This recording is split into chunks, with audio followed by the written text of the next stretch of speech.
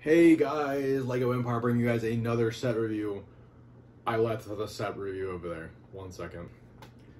Hey guys, Lego Empire bringing you another video review today. Sorry about having the lack of videos for Monday through Wednesday.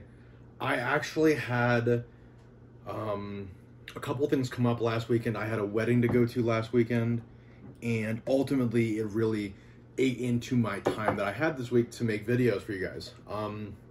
So first things first, we're going to talk about today is what am I reviewing before Kenobi? Why aren't you talking about the Kenobi stuff? And I am going to get to that.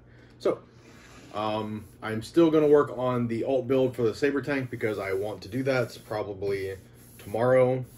And more importantly, I have this guy right here. This is the 2003-2004 and Obiwons Starfighter that released for about like 30 to 40 bucks. And I don't have a speed build of this because it came assembled. The problem with ordering parts for this set in particular, or even getting this set nowadays, is this set is very fragile.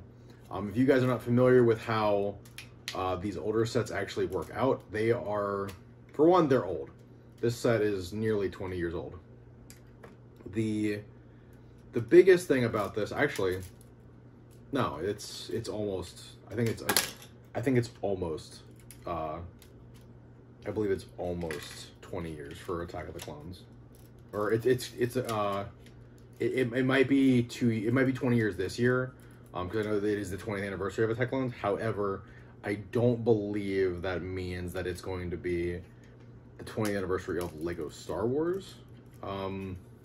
So I think this set might be a year or two off from being 20 years old, because I think Attack of the Clones came out in like 2002, 2003.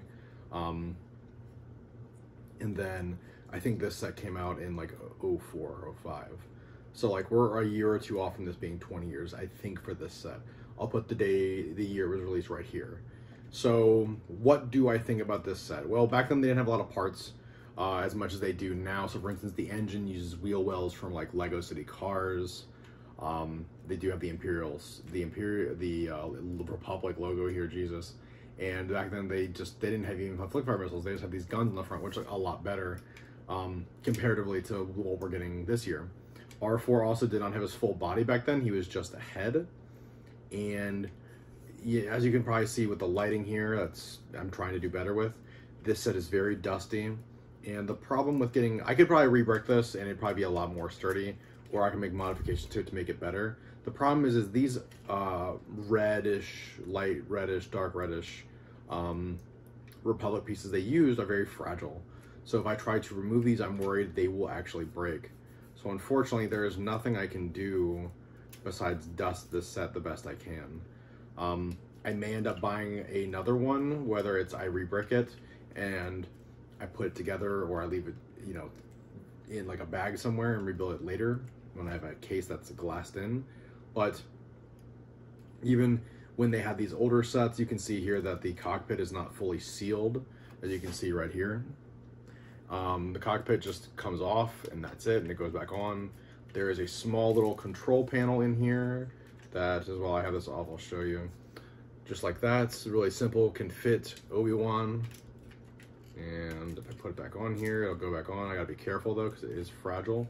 These back pieces back here wiggle a little bit because they're attached by Technic. And that is it. I mean, this was a really simple build. It was like $35 or like $25 when this came out. And when it came out back then, it only came with one figure, and it was the reason why it took so long to make this video is because I was waiting on getting this reordered. The figure that I got when I ordered this from Facebook was actually Qui-Gon Jinn without a hairpiece, and I did not actually have Obi-Wan. So here I have Obi-Wan with his communicator. Back then he had a yellow head, so you guys can see here with his orange beard. No leg printing whatsoever, just a tan leg piece, no arm printing, just the torso print and the face print, and that is it. He is very basic, but he is an OG. So he will stay in the bag because he is fresh. I believe he doesn't have any damage when I ordered him. I think it was like $4 to get him. for just like basically the head and the torso print. Those are the two most expensive parts. I'm gonna put this back in here for right now. And overall, I mean, that's really the set. There really isn't much to it. These red flags do go up and down, and the wings do fold up. Back in the day, they would sit up like this, but it sags due to just the way the pieces are made. They were supposed to like snap up and hold, but unfortunately nowadays they just don't do that. And even like, I'm looking at some of the underpieces here, and even the underpieces on this set do not attach. So, and there's landing gear, which is nice. There's one play feature I actually forgot about, which is this landing gear that folds down. Folds down like this. I can angle this without breaking it. And then this front piece comes down right here. There we go. I'm trying to be really gentle with this.